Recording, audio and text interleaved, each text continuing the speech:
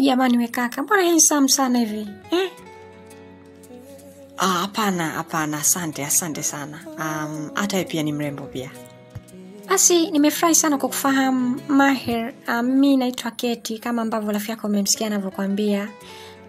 Yani nimefurahi sana kwa kweli kukujua na kukuona. Yani jamani, Mungu kweli kajua kuumba. Yani Mahir wewe ni handsome sana. Unajua nimeshakuona watu wengi mbalimbali, vijana wengi, lakini naona wewe Mungu amekumba katika handsome ambao yani ndo vile ambavyo miwaga napenda. I say yani wewe ni type yangu kabisa naweza kusema. Keti, sawa. Mimi ni type yako, sawa. Asante sana. Afu unanisifia sana mpaka mimi mwenyewe naanza kuogopa. Of course wewe mwenyewe ni mrembo kama ambavyo nimekuambia. Kwa hiyo wewe ni Madam Keti, kwa hiyo nadhani kwa kuwa nimekuja leo basi na imani tutafahamiana, tutajuana.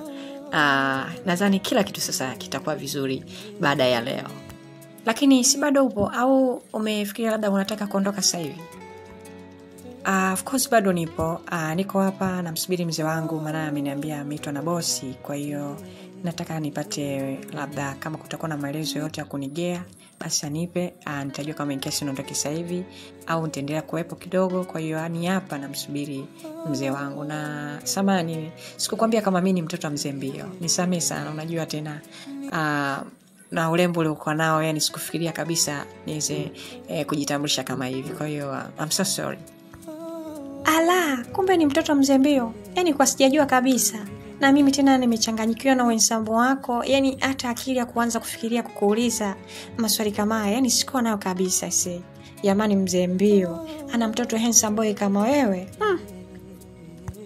Basi Mahir, nakuomba kwamba kama ikitokea labda utaondoka sasa hivi, basi naomba basi namba yako ya simu mwachie hapo Samir. Nitakutafuta kama labda in case kwamba labda nimetoka kazini basi nikiwa nyumbani labda naweza kukutafuta tuweze kupiga story tena. Si unajua tena jamani tumefahamiana leo. Sawa, hamna shida.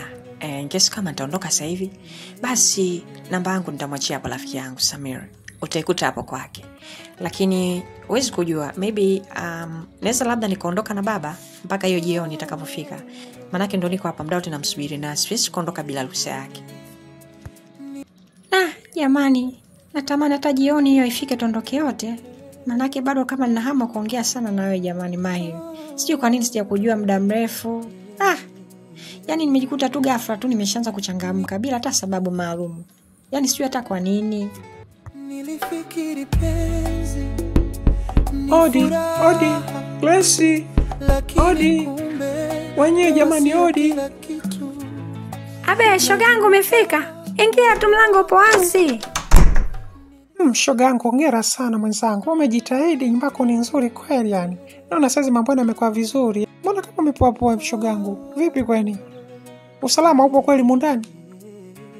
Usalama utatokaje katika hali kama unaniona nayo jamani? Nataka kwanza shogangu nikuulize. Naomba unijibu vizuri, usinifiche chochote. Kwa sababu kama unataka kunishauri kwenye jambo langu ambalo nataka nikwambie, basi lazima wewe unanijibu vizuri. Sawa shogangu, wewe niulize tu, mimi hata sina shida, nitakujibu vizuri tu. Hivi shogangu, mume wako huaga anakupaga? Kunipa? Mbona sijakuelewa, kunipa nini tena? Yani mume wako huaga anakupaga mwogo wake? Mdogo wangu nikwambie tu ukweli, mwogo mimi huaga naupata, lakini kwambie kweli yani. Yani kwa shida. Alafu hata mwogo wenyewe nikiupata, hata hamu yangu yenyewe unakuta hata aishi hata vizuri. Yani tu ili mradi tu na mimi nionekane nimo.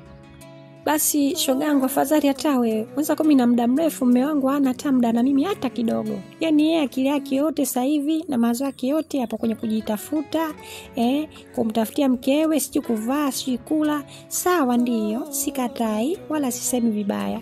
Lakini kuna haki nyingine ambayo yeye binafsi naona anitendei. Hivi kweli shogangu, mwanamke unaweza kukaa wiki 2 kweli afu uko na mmeo kweli usipate mwogo wake? Hivi inawezekana kweli jambo kama hilo?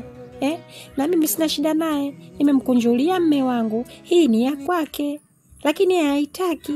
Shogangu, hebu niambie mimi nifanye nini katika hili? Basi sawa, mimi nimekuelewa vizuri. Kukaa muda mrefu kama hivyo, sio haki kwa kweli, sio haki. Unajua sisi wanawake tunachukuliwa kama vile labda wanaume ndo wanakuwa na shida sana ya lile tendo kuliko sisi. Wakati na sisi wenyewe pia ni binadamu ambao tunatakiwa pia tupate lile tendo vizuri. Kwa mdogo wangu pole sana. Lakini kwani wewe mwenyewe umefikiria kufanyaje kwanza? Maanake nisije nikaanza kukupa ushauri mwingine ukaanza kunichukia bure shoga yako. Sitaki lawama na wewe. Uniambie kwanza wewe mwenyewe umefikiria kufanya nini, alafu na mimi ndo nitakushauri ufanye nini.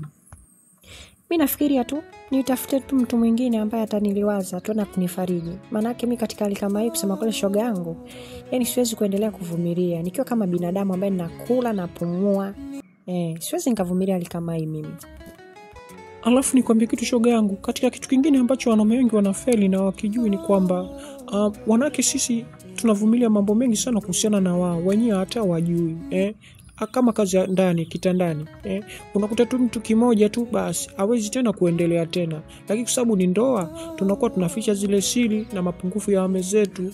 Lakini sasa wao wanajisahau kabisa, hata iko kimoja kwenyewe inafika hatua mtu upati hivi. Unafikiri mtu utaishi vipi katika mazingira gani? Wewe mwenyewe unajua kabisa ushakula madikodiko yale, ushakula zako nyama zako za mbuzi na za ng'ombe. Unafikiri kitu gani kinachokuja kutokea hapa? Pole mdogo wangu, pole sana. Nilifikiri penzi ni furaha, lakini kumbe ndoa sio kila kitu.